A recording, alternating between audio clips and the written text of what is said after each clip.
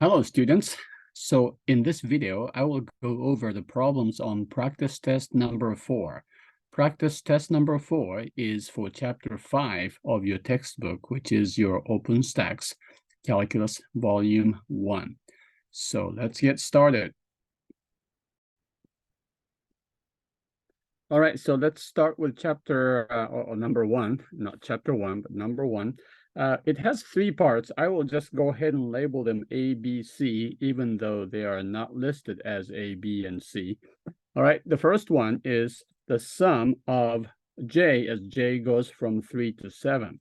Now, you don't have to panic and say, well, I didn't remember the formula. You didn't have to memorize the formula. You just try to write down what terms this is adding, okay? So J starts with 3 and goes to 4, 5, 6, and 7, and this number here tells you when to stop. So the answer is just the sum of 3, 4, 5, 6, and 7. Now, you can just, add from the beginning to the end, or you can go 10, 10, and 5. So the answer is 25. Not bad, right? The second one is the summation or sum or the series as J goes from 5 to 8. So there are 4 terms, 5, 6, 7, and 8. And J, what you're adding is not quite J, though. You're adding J minus 3. So it's 5 minus 3. That's the first number you add. And then 6 minus 3, and 7 minus 3, and 8 minus 3. Okay, so really what you're just adding is 2, 3, 4, and 5. And the answer is 14. Right, the last one of number 1 is the summation of k cubed as k goes from 1 to 3. Notice here you only add 3 terms. So it's going to be 1 cubed plus 2 cubed plus 3 cubed, and we stop here.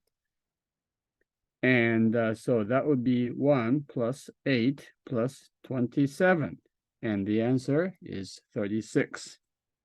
All right, number 2 is a situation where you are to rewrite the sum using summation notation, but with a different index number. Here, the index number k starts with 10 and goes to 74. Maybe it helps. It helps me if I write down what I am adding. All right, the first term is going to be e to the k minus 4, where k is 10. So that's going to be e to the 6th. And of course, the next one will be e to the 7th, and e to the 8th, and so on. The last one will be e to the 74th minus 4. So it's e to the 70. So this is what you are adding. You have lots of numbers, and each number is a very large number here. So the sum is extremely, extremely large. If you are curious, you can try to figure out what that is, but it's going to be a very, very large number. Good thing it says do not evaluate. By the way, if you are asked to evaluate things, then you should evaluate. Okay, so just make sure you do that if you are asked to do so. Now for this one, you are to start with the index number that starts with 0. So what can you have when you want to have e to the 6th as something that has to do with 0? So what we'll have to do is you'll have to add k and 6. So k plus 6 when k is equal to 0 is, of course, 6. And so that's what you will be adding. The next one, when k is 1, it's e to the 7th, and so on. Now, the tricky thing is you have to end when k plus 6 hits 70, or k plus 6 hits 70. And that happens when the number is 64, okay? Or you can just ask, 74 and 10. All right, so that difference is 64. There are actually 65 terms if you include 10 and 74, right? So you want to make sure that the top and bottom numbers here differ by 64, and you will get the right number. You do want to just make sure that, just add this up, or not add this up, but write this up so that, the first number will be e to the 0 minus 6, e to the 0 plus 6, which is that. And then the last one is e to the 64 plus 6, which is e to the 70. So now we have verified that it is the correct answer. Okay, number 3, we have a ball shot up in the air. You are given that the initial height initial height is 50 feet. By the way, the upward is the positive direction here, okay? The initial velocity is given as 40 feet per second, and the acceleration is negative 32 feet per second squared, and that is a constant.